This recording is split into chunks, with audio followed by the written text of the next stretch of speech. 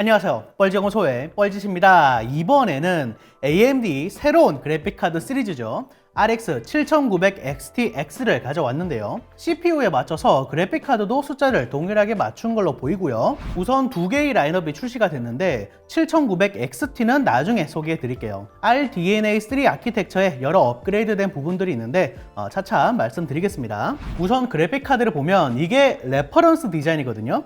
AMD에서 직접 디자인을 한 거예요. 중간중간에 들어가 있는 곡선들이 되게 벽돌 같은 그래픽카드만 보다가 얘를 보니까 꽤 미려하게 느껴집니다. 전면엔 85mm 펜 3개가 탑재가 되어 있고요. 위쪽에 조그맣게 라데온이라는 글자가 적혀 있고 RGB도 2줄 맨 위와 아래쪽에 깔끔하게 들어가 있습니다. 지금까지 나온 RX 4000번대들은 엄청 큰데 2.5 슬롯 수준이라서 발열이 낮다? 그런 느낌이고, 특히 ATX 3.0이 아닌 일반적인 8핀 2개가 들어간 게 큰 메리트죠. 포트부를 보면 HDMI, DP 2개, 중간에 타입C 포트가 있는데 이건 VR을 위한 겁니다. 엔비디아 RTX 2000번대에도 이제 C 포트가 있었는데 어느 순간 사라졌죠. 근데 이왕이면 이제 포트 하나 더 잡아먹지 말고 그냥 4개 하고 위에 하나 더 올려주지. 물론 C2 HDMI 이런 케이블 쓰면 되긴 해요. 백플레이트도 완전히 가려져 있는 깔끔하게 되어 있고요. 금속성 재질로 되어 있고 중간중간에 이제 빨간색으로 되어 있는 것도 포인트입니다. 후면 코어까지 완전히 덮었는데 보통 쿨링 때문에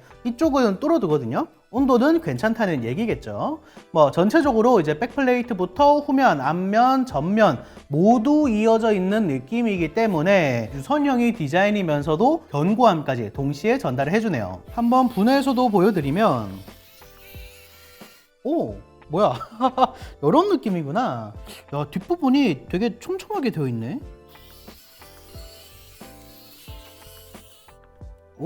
이렇게 분해가 완료됐고요. 상당히 재밌는 게 이번에 GPU에도 칩랩 구조가 탑재가 됐어요. AMD CPU의 경우에는 3000번대부터 이미 칩랩 구조가 들어갔었죠. GPU는 어떻게 칩랩 구조를 구현했냐? 중앙에 5나노의 GCD 그래픽 코어부, 나머지 6개는 6나노의 IO부로 이거 통째로 하나의 칩을 이루는 거죠. 칩렛이 어려운 게 물리적으로 코어가 분리되어 있기 때문에 이 서로 통신하는 게 빠르지 않으면 인터커넥트 병목이 생기거든요. 그걸 인피니트 캐시로 해결을 했다는 겁니다.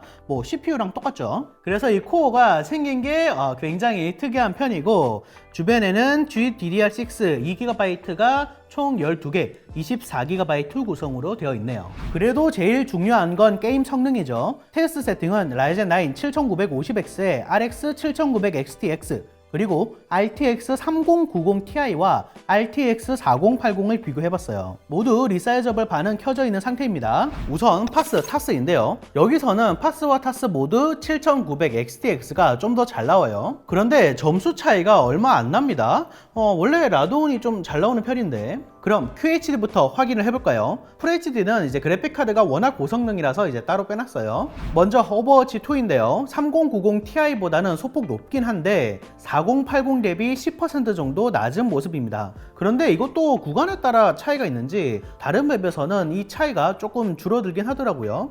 그래도 소폭 낮긴 한데 아까보다는 격차가 꽤 줄었죠. 포르자 호라이즌 5로 와보면 여기서도 비슷합니다. RTX 4080보다 조금 낮은 프레임을 보여주죠. 그래도 RTX 3090 Ti와는 차이가 꽤 나요. 타사 전세대 플래그십보다는 높은 성능입니다. 레데리에서는 7900 XTX가 제일 높네요. 사실 이제 게임에 따라서 지포스에 최적화된 게임도 있고 라데온에 최적화된 게임도 있는데 레데리는 라데온에 최적화된 게임이라 평가받고 있죠. 그래도 여기서 잘 나오니까 기분은 좋네요. 그럼 배그에서는 어떨까요? 배그는 아까와 반대로 엔비디아에 좀 더 이제 최적화가 된 게임이라 보시면 돼요. 그래서 그런지 RTX 3090 Ti와 프레임이 비슷하죠.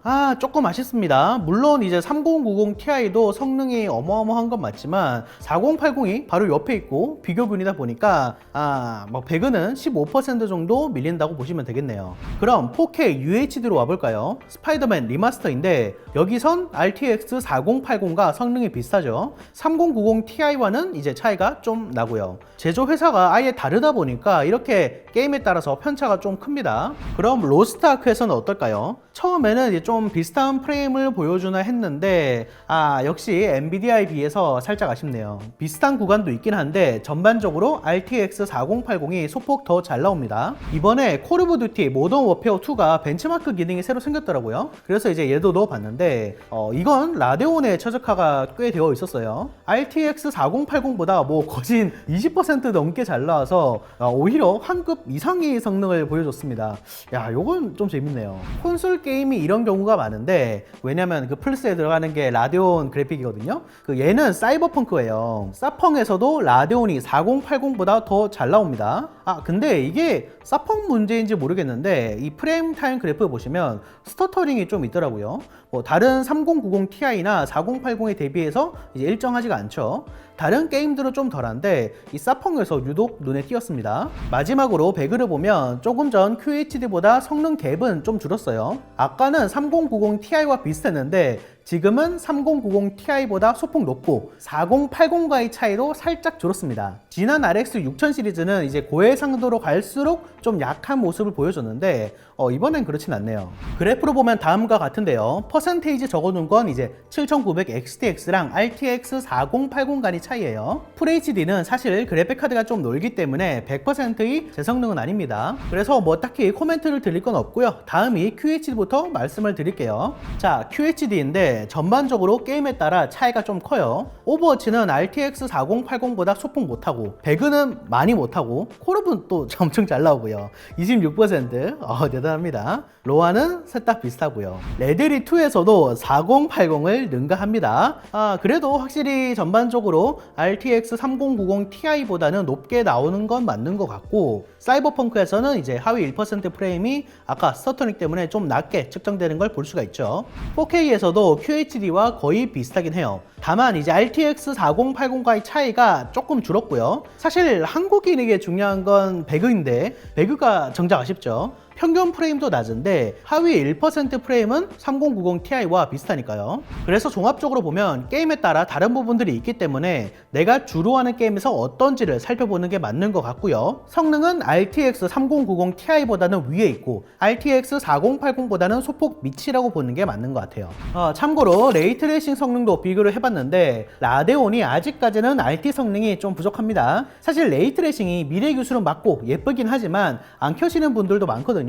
하지만 대세가 되어가고 있고 이제 소위 뽕이 있어가지고 요거 포기 못하시는 분들도 요즘 많죠. 그럼 온도와 소모 전력은 어떨까요? GPU 온도는 62도, 이 정도면 낮은 편에 속하죠. 전력 소모는 최대 380W 정도고요. TGP가 355W인데 요거보다 조금 더 로드를 하네요. 비교 공간 사이에 두면 어떻게 되냐? 온도는 플로드에선 비슷했는데 인게임 동일 구간에서는 차이가 좀 나요. 이 커브 세팅이 다르기 때문에 차이가 나는 겁니다. 라데온이 온도가 높게 나오긴 하는데 40도나 60도나 이 정도 구간에서는 의미하지 않고요. 히트싱크 크기도 다르기도 하고요. 자, 그럼 RX 7900 XTX에게는 어떤 메리트가 있을까요? 우선 가격이죠. RTX 4080 대비 $200 저렴하거든요. 성능은 비등비등한데 가격은 $200 저렴하니 AMD 전략상으로는 괜찮은 것 같지만 $1199가 예전이 $1199가 아니죠. 지금 RTX 4080 국내 최저가를 보면 170만원 수준이에요. 쇼핑몰 할인과 연계해서 종종 155만원에도 올라오는데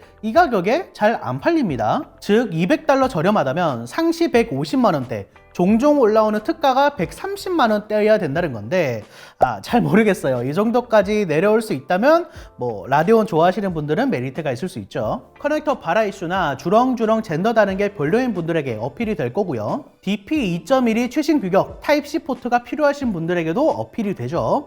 8K 165Hz가 모니터가 있는지 모르겠지만, 그런데 몇 가지 의문이 존재해요. 첫 번째로 칩렉 구조를 택한 이유입니다. RX 7000번대 출시 전에 AMD가 칩 2개를 붙여서 그래픽카드에 MCM을 도입한다, 이런 얘기가 많았거든요. 그런데 얘는 AMD 플래그십인데도 그런 게 없죠. 특히 코어를 2개 붙이지 않도록 결론이 났다, 이런 얘기도 좀 돌더라고요. 이 그래픽 코어 칩 2개를 문제없이 연결할 수만 있다면 AMD에게 엄청난 기회거든요. 보통 그래픽 카드의 성능이 높을수록 연산 유닛을 더 때려 박아야 되기 때문에 코어 칩이 물리적인 크기가 커져요. 근데 엔비디아나 지금까지 AMD 그래픽 카드는 코어가 1개, 통 콩으로 되어 있잖아요. 그럼 들어가는 트랜지스터 수만 해도 뭐 엄청나니까 불량률이 높아지고 로스율이 많아지니까 생산 비용이 늘어나는 거죠. 그런데 AMD처럼 칩렛 구조를 선택하게 되면 이 IO부를 뺀 GCD 하나의 크기는 작기 때문에 일단 비용 절감이 되고요. 이 GCD 두 개를 붙여버리면 뭐 효율이 이런저런 이유로 안 나온다고 해도 1.5배만 나와도 RTX 4090이랑 경쟁할 만한 거죠. 그런데 소식이 없는 거 보면 모르겠어요. 지켜봐야겠습니다. 자, 두 번째 의문은 이 레퍼런스 모델을 왜 8핀 두 개로 했냐는 거예요. 8핀 하나에 들어가는 전력이 대충 150W 정도 되거든요. 두 개니까 300W. PCI 슬롯에서 75W가 나오니까 대충 375W 정도 되는 거죠. 그런데 이번 레퍼런스 모델이 8핀 3개 있는 비레퍼런스 모델이랑 성능 차이가 좀 있대요. 아까 말씀드린 스터터링 있잖아요. 그런 것도 비레퍼런스 모델에서는 좀 괜찮다고 해요. 전력 커브 세팅 자체가 375W보다 더 높아야 최적의 성능을 낸다는 얘기가 있더라고요. 뭐 아직 초기이기 때문에 드라이버로 뭐 개선이 될 수 있는 여지는 있고, 다만 가능하다면 비레퍼런스 모델로 구매를 하시는 게 좋겠죠. 자, 결론을 내보면 경쟁사의 전세대 최상급 제품은 이기지만 현세대 하이엔드 RTX 4080과는 비등비등한 수준이에요. 나름 플래그십 모델이 이제 타사 하이엔드 모델이랑 경쟁하니까 조금 기분은 안 좋죠. 뭐 그래도 크기도 작은데 발열은 괜찮고 레퍼런스 디자인은 확실히 예쁩니다. 사실 전세대 RX 6900X 대비 30% 성능 향상이면 적은 수치는 아니거든요. 엔비디아가 더 올라버려서 그렇지. RTX 4080 성능에 뭐 국내에서 $200 정도 더 저렴하게 구매가 가능하다면 라데온을 좋아하시는 분들에게는 메리트가 있을 것 같긴 합니다. 항상 뭐 가격이 문제죠. 자, 영상 시청 감사하고요. 그럼 다시 봅시다.